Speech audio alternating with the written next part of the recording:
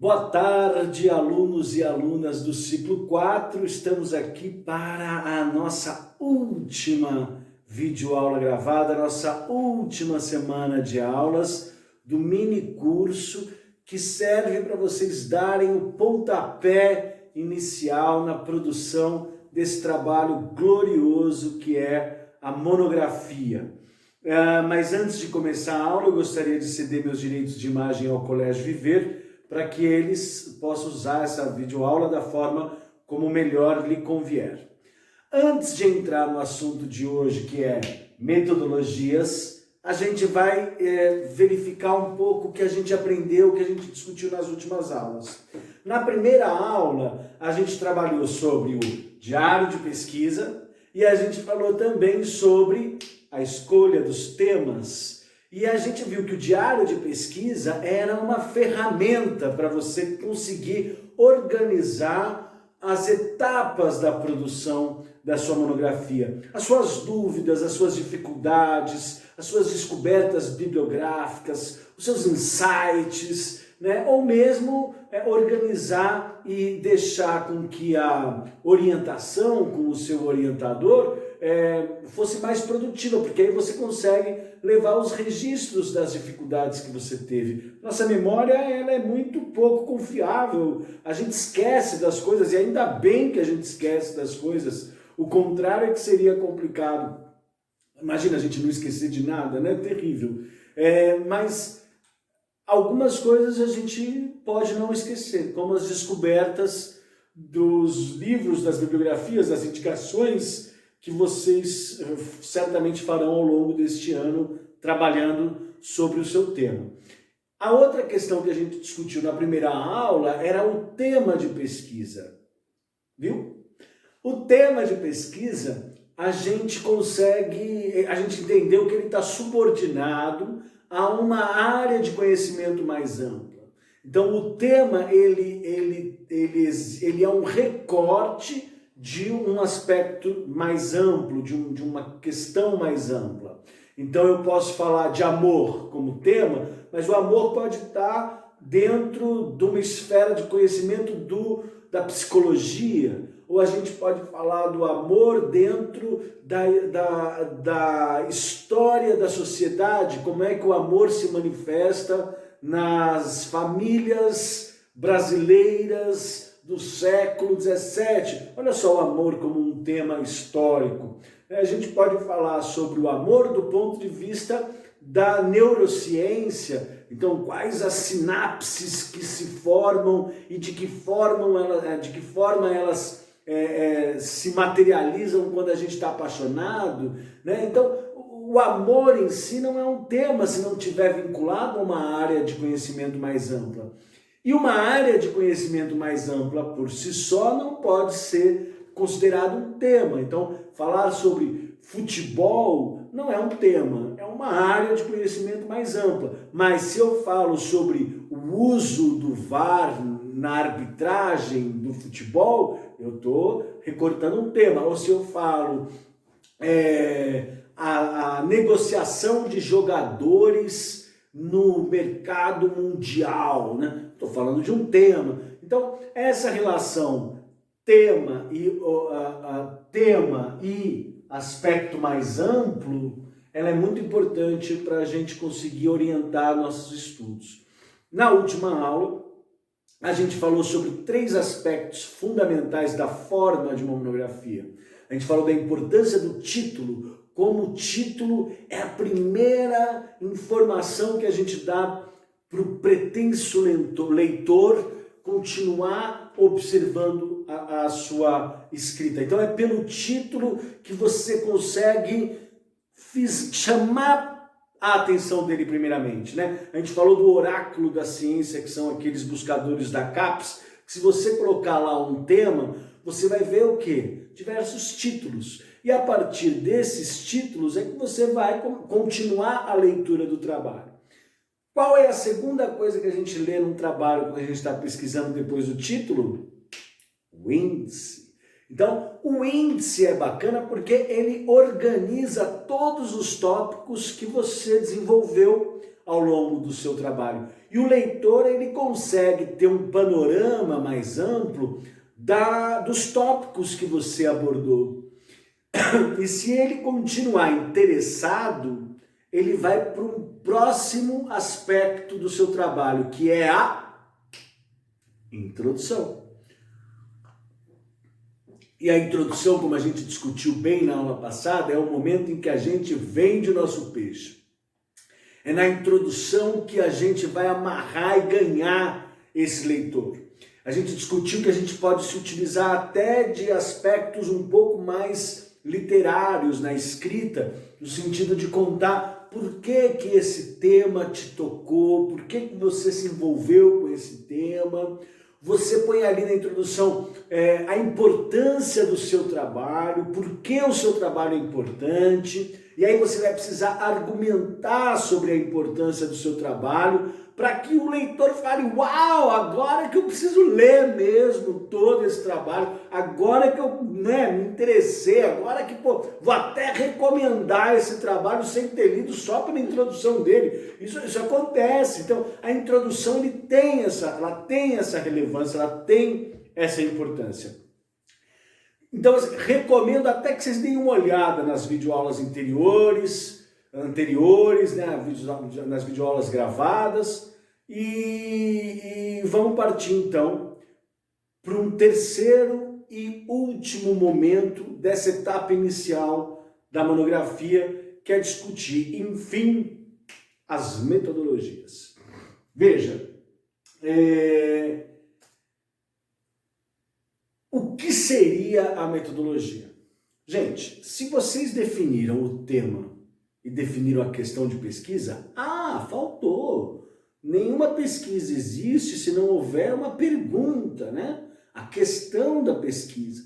Então, assim, a questão da pesquisa, ela é importante porque ela é que vai te levar para uma resposta. Como a gente discutiu na última aula, não existe resposta se não houver uma pergunta. Então, uma monografia, ela busca responder alguma coisa, e o que ela busca responder tem uma relação direta com o que você está perguntando. Então, se você tem um tema e se você tem uma questão de pesquisa, você vai precisar de um método para chegar nessa resposta, um caminho, um percurso para chegar nessa resposta. E é disso que trata a metodologia, é o como você conseguiu chegar nessa resposta. Então, temos aqui um autor sempre de reconhecimento da comunidade científica, tá aqui os créditos dele. Vamos dar uma lida no que ele comenta a respeito da relevância, da importância da metodologia no trabalho de pesquisa. Nessa etapa, torna-se primordial a definição do tipo de pesquisa que se pretende elaborar, pois sofrem variações quanto à sua natureza, pesquisa básica, pesquisa aplicada, a abordagem do problema, quantitativa, qualitativa, aos objetivos, exploratória, descritiva, explicativa e, por último, aos procedimentos operacionais do trabalho, pesquisa bibliográfica, pesquisa documental, pesquisa experimental, levantamento, estudo de caso, pesquisação, pesquisa participante, entre outros. Gente, há uma complexidade aqui nesse parágrafo que eu acho que eu não dou conta de esmiuçar todos os detalhes aqui. É por isso que eu estou disponibilizando para vocês este quadro. Este quadro está aqui na apresentação que eu pus no Google Sala de Aula, e eu gostaria que vocês dessem uma lida cuidadosa nesse quadro para a gente discutir sobre ele na nossa videoaula ao vivo. Ele vai permanecer aqui à disposição. Acho que vocês terão de recuperar esse material ao longo da pesquisa, mas só para não passar no vazio, eu recortei aqui um pedacinho dessa imagem, esse aqui, ó, em que a gente vê os tipos de pesquisa. Então, as pesquisas podem ser exploratórias, Ou seja, você vai levantar uma série de informações e formulações de problemas a respeito de um fenômeno. Então, você vai levantar diversos aspectos de outros autores que abordam o tema que você recortou. Você pode ter uma pesquisa descritiva, que aí você vai ter que coletar dados. Podem ser dados de laboratório, com experimentações eu não manjo desses paranauês, aí o professor Gabriel manja, mas de observação dos fenômenos ali sob lentes de microscópios, por exemplo, e aí você vai anotando dados e vai descrevendo o que está acontecendo a partir de alguma intervenção nesse fenômeno, ou a própria descrição desse fenômeno, né? Quer dizer, é como um texto descritivo, se a gente puxar a sardinha para o português, em que a gente dá um texto que explora uma fotografia de um acontecimento, né? A ideia de um texto descritivo se correlaciona muito bem com a imagem de uma fotografia de um acontecimento, né? Em que eu vou descrevendo tudo que está ali.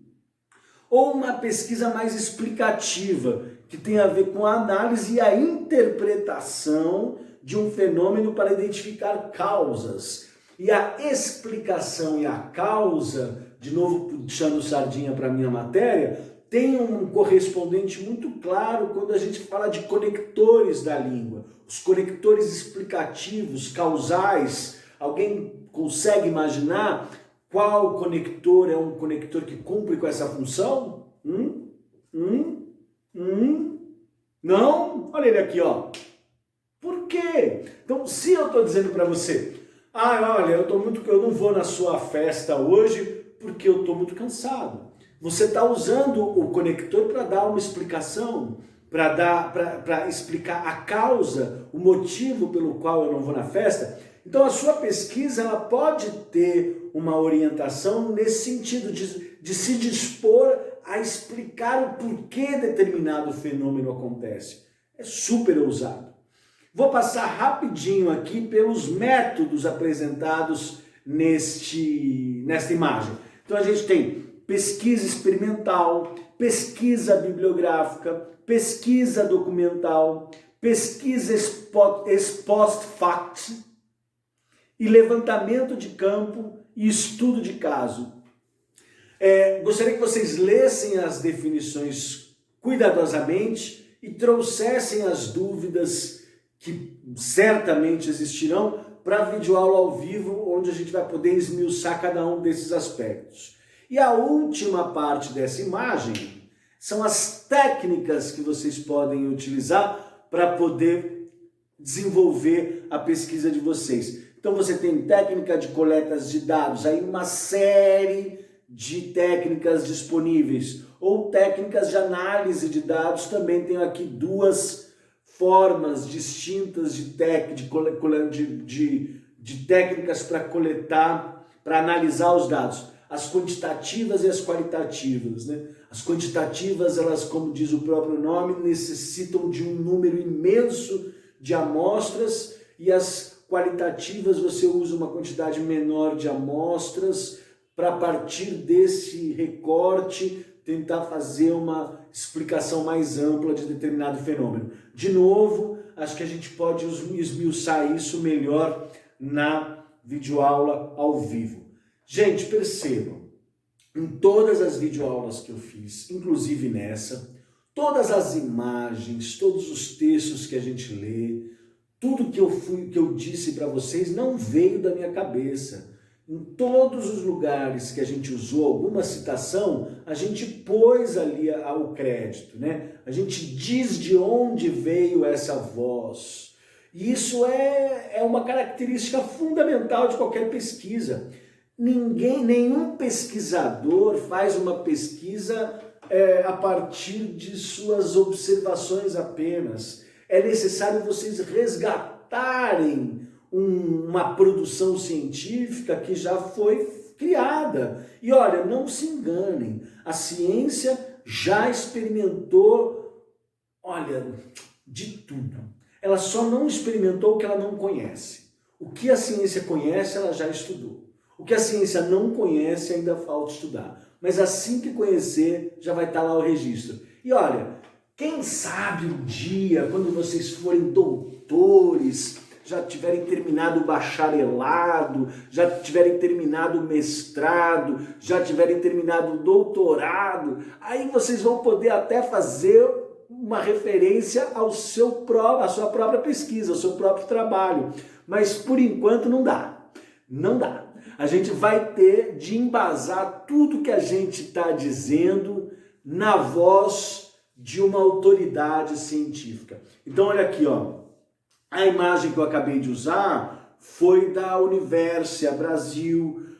O texto que a gente usou foi do Gil, de 1990. Eu usei Humberto Eco. Eu estou usando esse livro aqui, ó, para vocês trabalharem como referência bibliográfica. Eu tiro muito do que eu falo daqui desse livrinho. Então, a gente não tira as coisas das nossas cabeças. Nem a gente que é professor tira a coisa das nossas cabeças. O que a gente diz em sala de aula está fundamentado por uma voz de autoridade. E vocês deverão fazer a mesma coisa. Combinado? A isso, a gente dá o nome de revisão da literatura. Lembra que eu falei para vocês que o 0º passo é estudar? Se a gente vai escrever uma monografia, a gente precisa conhecer mais sobre esse assunto. Na hora que você escolhe quais são os atores que você vai estudar para embasar a sua pesquisa, você está fazendo uma revisão da sua leitura. A revisão da leitura é a sua fundamentação teórica. E a sua fundamentação teórica é que vai servir como um pano de fundo do problema da pesquisa. Então, ó, revisão teórica que nos proporciona um plano de fundo, um pano de fundo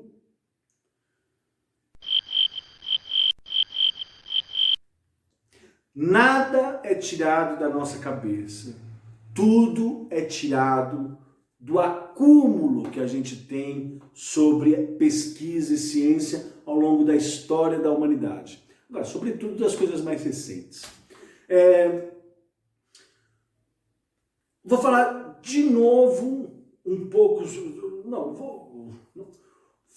Quanto ao desenvolvimento do trabalho de vocês. O desenvolvimento do trabalho de vocês é o corpo da sua pesquisa. Então veja, você já fez o título, você já fez o índice, você já fez a introdução, você já escreveu essas coisas, agora você vai escrever sobre o que você pesquisou efetivamente.